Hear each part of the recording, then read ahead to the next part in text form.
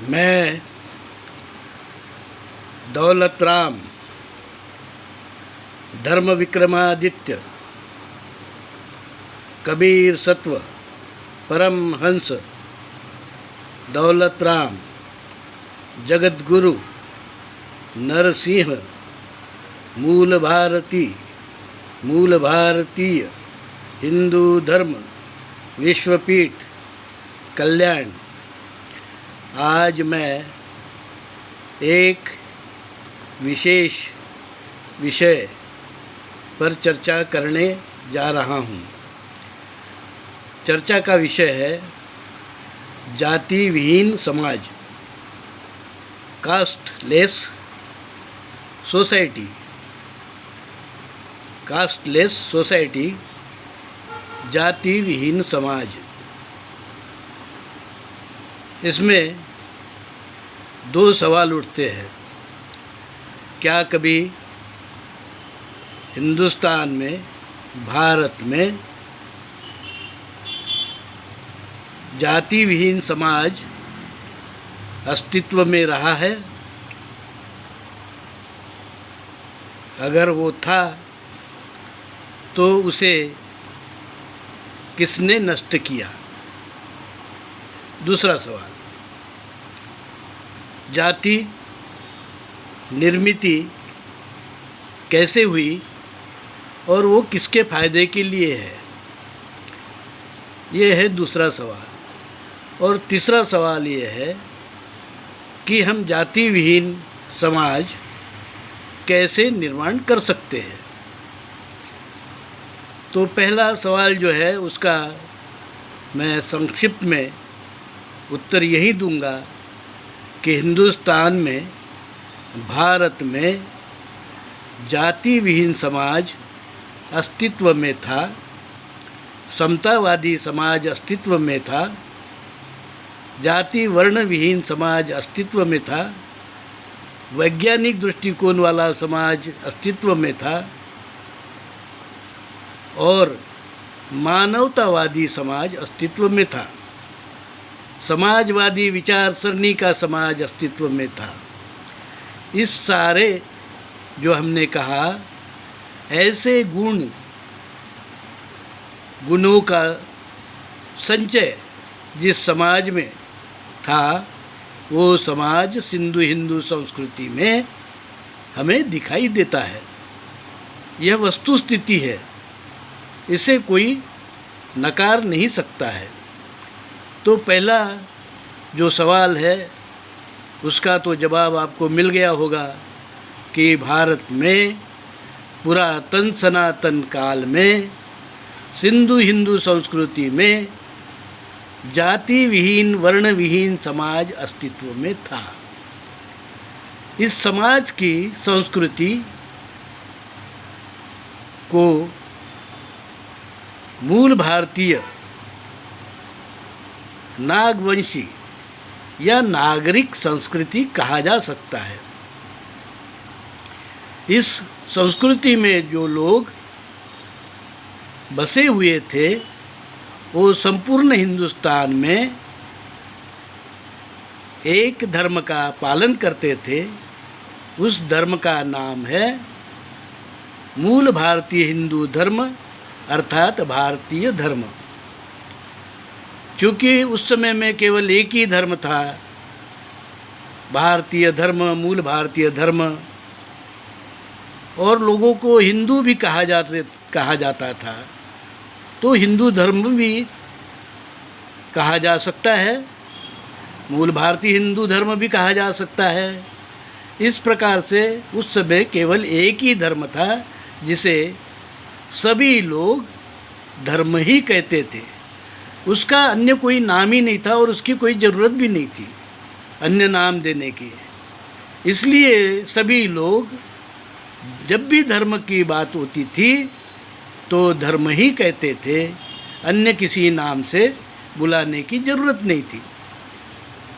आज उसकी ज़रूरत है, क्योंकि आज संसार में बहुत सारे धर्म निर्माण हो चुके हैं। ये वस्तुस्थिति है, हमें इसको मानना पड़ेगा। आद्य धर्म हमारा मूल भारतीय हिंदू धर्म है। उसके बाद में संसार में अनेक धर्म हो गए, निर्माण हो गए। कुछ असभ्य लोग यूरेशिया से यूरोप की तरफ गए, ईरान की तरफ आए, भारत की तरफ आए, और उन्होंने अपनी असभ्य संस्कृति और धर्म विचार अपने साथ में लाया। वो विचार था रक्त शुद्धि का। केवल हम ही इस पृथ्वी के मालिक है, यह उनका विचार था। हम ही श्रेष्ठ है, यह उनका विचार था। पर जैसे कि हम देखते हैं, वह असभ्य थे, रानटी थे, और मानवीय गुणों का उनमें लेश मात्र भी अंश नहीं था। प्राणी हत्या, सोम रस, दारू, नाच गाना, धिंगाना, इसको संस्कृति वो कहते थे, और इसी को वो धर्म कहते थे। प्राणी हत्या, दारू पीना, धिंगाना करना, इसको वो धर्म कहते थे। ऐसे लोग, कुछ लोग यूरोप में गए और कुछ लोग हिंदुस्तान में ईरान से होते हुए आए, और उन्होंने ईरान से आते समय में हिंदुस्तान, भारत पर आक्रमण किया, और यहाँ की मूल भारतीय संस्कृति, सिंधु हिंदू संस्कृति, मूल भारतीय संस्कृति, मूल भारतीय हिंदू धर्म को तहस नहस किया, जलाया, आगजनी की, और बहुत सारे हमारे धार्मिक जो स्थल थे उनको तहस नहस किया। ये लोग धीरे धीरे भारत के उत्तरी भाग में गंगा और यमुना की जो उपजाऊ ज़मीन है, उधर बढ़ते बढ़ते वाराणसी और उसके आगे भी गए। और जब वो भारत में अंदर घुस गए तो उनको लगा कि हम तो अल्पसंख्यक हैं, हम बहुसंख्यक भारतीय हिंदू से नहीं लड़ सकते। तो उन्होंने बीच का रास्ता निकाला, और वो रास्ता था बातचीत का, जिसे समुद्र मंथन कहते हैं। समुद्र मंथन में विदेशी यूरेशियन वैदिक ब्राह्मण धर्म के लोगों की तरफ से ब्रह्मा, इंद्र आदि उनके जो देव लोग थे, जिसे वे आज देव मानते हैं, वो लोग, और भारत के मूल भारतीय लोगों में से शिव और नागवंशी, नाग राजा वासुकी और अन्य राजा, बलि राजा आदि वगैरह आदि आदि, इनके साथ में बातचीत हो गई किसी छोटे बेट पर, और उसमें कुछ चीज़ों का आदान प्रदान हुआ। कुछ भारतीय चीज़ें उनको दी गई, उन्होंने कुछ चीज़ें हमें दी। इस प्रकार से आदान प्रदान में 10, 8, 9, 10 कुछ चीज़ें हैं, उनका आदान प्रदान हो गया। अंत में हमारे जो शिव थे और हमारे राजा थे, मूल भारतीय राजा, उन्होंने देखा कि इस समुद्र मंथन में या जो समझौता हुआ है उसमें हम लोग ठग गए हैं, क्योंकि हमारा मकसद ये था कि ये लोग शांति से हमारे साथ रहेंगे, कोई बात नहीं, भाईचारा के साथ में रहेंगे, कोई बात नहीं, रोटी बेटी का व्यवहार होगा, अच्छी बात होगी। पर उन्होंने रोटी बेटी के व्यवहार को उन्होंने अमान्य किया, समता को अमान्य किया, रक्त शुद्धि का उनका जो विचार, और जो होम हवन, उसमें पशु की बलि इत्यादि का उनका जो वैदिक असभ्य ब्राह्मण, विकृत ब्राह्मण धर्म है, उसको बनाए रखने की उन्होंने जीत की। और हमारे लोगों ने कहा कि भाई सभी मानव एक है, फिर ये भेदाभेद किस लिए, आइए रोटी बेटी का व्यवहार होना चाहिए, एक समाज होना चाहिए। हमारे उस समय के भगवान शिव ने उनकी ब्राह्मण कन्या पार्वती से विवाह किया, जबकि हमारे शिव पहले भी विवाहित थे, उनको यहाँ मूल भारतीय स्त्री, उनकी एक पत्नी थी, बेटा भी था। फिर भी उन्होंने 2 ब्राह्मण कन्या से विवाह किया ताकि समता भाईचारा का नया समाज निर्माण हो सके। पर वैदिक ब्राह्मण धर्मीय लोगों ने इसे मानने से इनकार किया। उस समय में मूल भारतीय हिंदू धर्म का बहुत बड़ा धर्मपीठ वाराणसी में, जो जहाँ धर्मात्मा कबीर का जन्म हुआ, वो तालाब के पास में मौजूद था।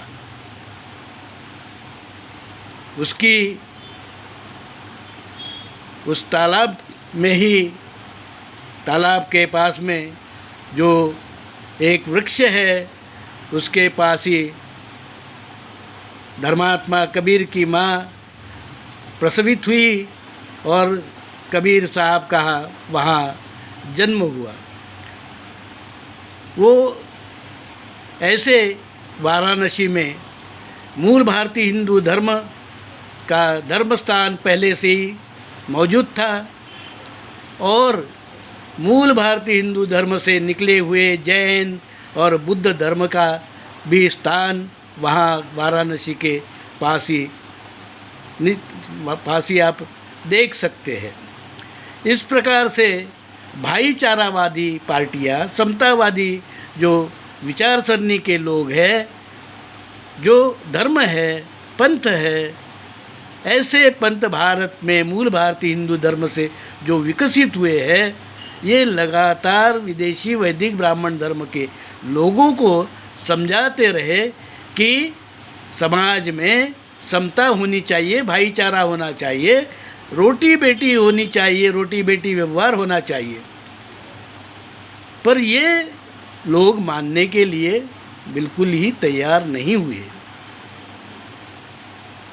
इस कारण उन्होंने पहले अपना सवर्ण ब्राह्मण वर्ण, एक वर्ण, उसको कायम रखा और यहाँ के मूल भारतीय जो राजा और व्यापारी वर्ग के लोग थे, उनको क्षत्रिय, वैश्य ऐसे दूसरे और तीसरे वर्ण में उनको स्थान देकर और जनेऊ पहनने का लालच देकर और कुछ ब्राह्मण कन्याएं भी उनको देकर अपने साथ में मिला लिया। पहले वर्ण की निर्माण इस प्रकार से निर्माण किया गया और बाद में जो व्यवसाय थे, उन व्यवसाय के ऊपर में इस प्रकार से कड़ी बंदी राजाओं के माध्यम से और जो धनिक वर्ग है उनके माध्यम से लगाई गई कि आप केवल अपना जो पुराना व्यवसाय है उसी को कर सकते हैं और उसी व्यवसाय के नाम से आपका जो जाति है मानी जाएगी। तो जो व्यवसाय है उसको यहाँ के क्षत्रिय और वैश्य समाज के समर्थन से ब्राह्मणों ने हजारों जातियाँ बनाई और उनके ऊपर निर्बंध लगा दिया कि कोई भी अपने जाति के बाहर का काम नहीं कर सकता। इस प्रकार से जाति की निर्मिति हुई। ये किसके फायदे की थी? ये तो वही ब्राह्मणों के फायदे की थी, क्योंकि ब्राह्मण नहीं चाहते थे कि उनसे कोई ऊंचा श्रेष्ठ बड़ा हो, वो नहीं चाहते थे समता हो, वो नहीं चाहते थे भाईचारा हो, वो नहीं चाहते थे यहाँ रोटी बेटी का व्यवहार हो के एक समाज बने। पर वो क्षत्रिय और वैश्य को अपनी बेटियाँ देते रहे, क्योंकि वहाँ सुख सुविधा थी, उनको ज़मीन मिलती थी, जायदाद मिलती थी, धन संपत्ति मिलती थी, उनके जो राजा रजवाड़े थे वहाँ उनको सम्मान मिलता था और पुजारी का मान मिलता था। इस कारण बहुसंख्य समाज, जो गरीब तबका था, किसान था, 12 बलूतेदार या छोटे मोटे धंधे व्यवसाय करता था, उसका हुनर था छोटा मोटा जो भी उस समय का, उस समाज को जो गरीब था उनको उन्होंने ब्राह्मणों के आधिपत्य में जो मंदिर थे उसमें बिना दान दक्षिणा से आने के लिए मना किया।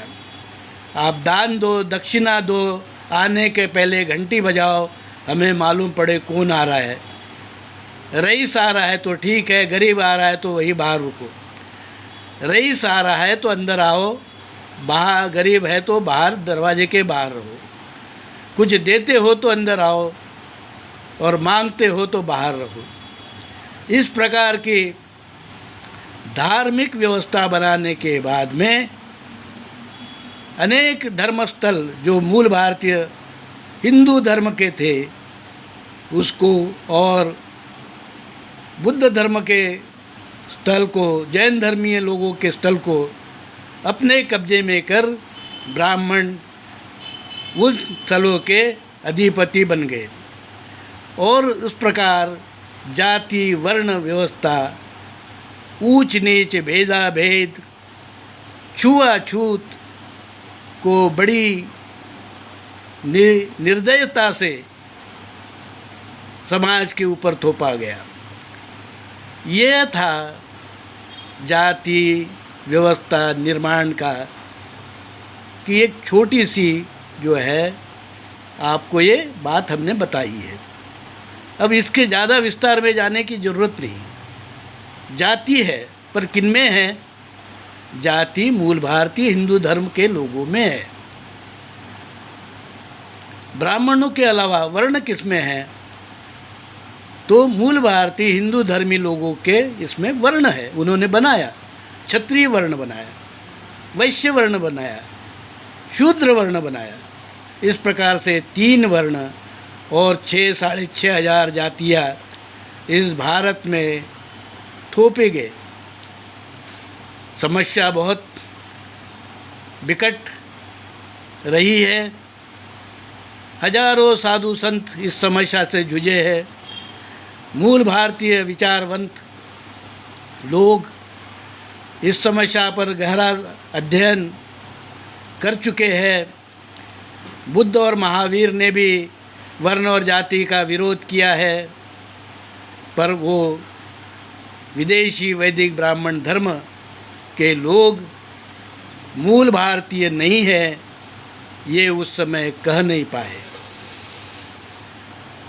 विदेशी यूरेशियन वैदिक ब्राह्मण धर्म के लोग विदेशी है और उनको भारत में वर्ण और जाति फैलाने का कोई अधिकार नहीं है। यह बात हमारे उस समय के धर्मात्मा और महात्मा ऋषि मुनि कह नहीं पाए। इसका नतीजा ये हुआ कि एक के बाद एक दूसरे विदेशी धर्म के लोग इस देश में आते गए। विदेशी वैदिक ब्राह्मण धर्म के बाद में पारसी लोग आए, क्रिस्ती लोग आए, मुस्लिम लोग आए और यहाँ तक कि वैदिक ब्राह्मण धर्म की एक उपशाखा जो यूरोप में गई, इज़राइल में गई, वो इज़राइली धर्म के लोग जो शुद्ध रक्तों को मानते हैं, उस धर्म के लोग भी भारत में बहुत कम संख्या में यहाँ आए। उन्होंने अपना धर्म नहीं छोड़ा, पर हमारे धर्म को उन्होंने कलुषित किया, हमारे धर्म को उन्होंने गंदा किया। जाति और वर्ण के नाम पर यहाँ के लोगों पर विषमता, अस्पृश्यता, अमानवीयता थोप दी, गुलामी थोप दी। इसके लिए मूल भारतीय समाज लड़ता रहा, आज भी लड़ रहा है। अभी कुछ साल पहले गांधी जी चाहते थे इस देश से वर्ण जाति हटे। इसी प्रकार जयनारायण चाहते थे जाति वर्ण हटे। इसी प्रकार डॉक्टर अंबेडकर चाहते थे जाति वर्ण हटे। उन्होंने अपने अपने तरीके से सोचा। बहुत सारे धार्मिक साधु संत हुए हैं, उन्होंने भी अपने अपने तरीके से सोचा, जिसमें हमारा महाराष्ट्र का वारकरी समाज भी आता है। वो भी चाहते थे वर्ण और जाति व्यवस्था समाप्त हो, पर ये नहीं हो सका। इसका कारण क्या था?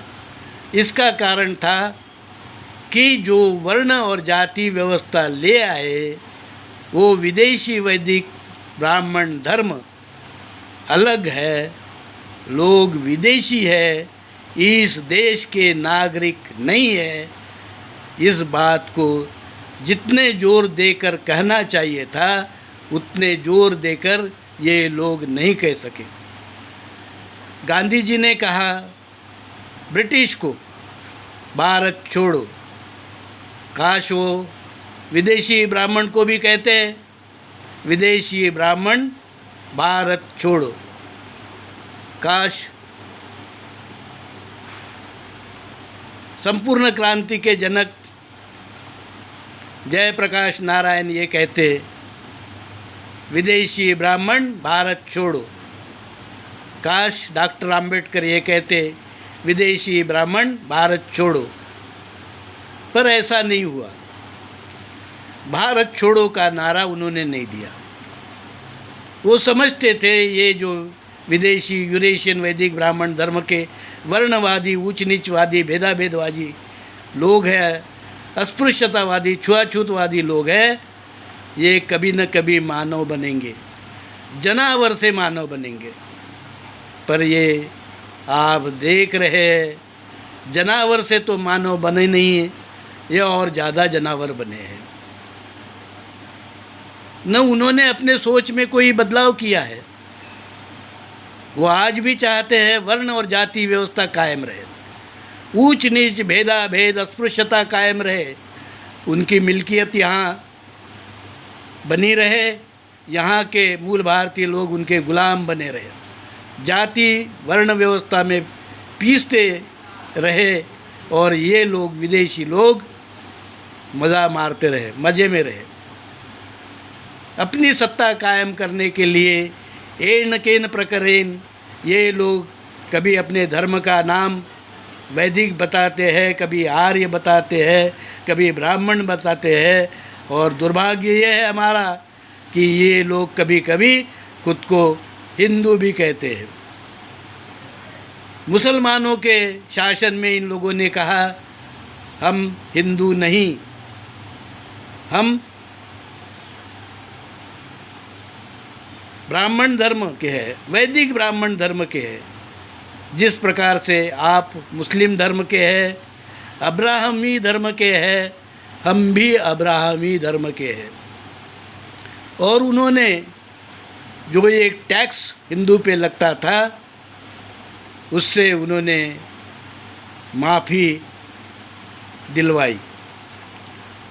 ब्रिटिशों से उन्होंने कहा हम भी आपके जैसे विदेशी हैं, इसलिए हमको जो है आप जैसी सारी सुविधा हमको मिलनी चाहिए, हमारे धर्म का यहाँ सम्मान होना चाहिए, और चाहे उसमें मूल भारतीय हिंदू धर्म के लोग क्यों न पीसे जाते हो। तो उन्होंने जाति वर्ण व्यवस्था बनाए रखने के लिए मुस्लिम और क्रिश्ची शासक ब्रिटिश इन पर भी दबाव डाला। उनके धर्म कानून में हस्तक्षेप न हो इसलिए उन्होंने उनके ऊपर दबाव डाला। और इस देश में आज भी जाति वर्ण व्यवस्था, ऊंच नीच, भेदाभेद, विषमता कायम है। अब सवाल उठता है कि इसको कैसे ख़त्म करें। इसको ख़त्म करने के लिए बहुत शांतिपूर्ण तरीका बुद्ध ने बताया, महावीर ने बताया, पर शांति का तरीका कोई मानता नहीं। ये बात भी उतनी ही सच है। किसी राष्ट्र पर राष्ट्र का जब आक्रमण होता है तो लड़ाई के सिवाय अपनी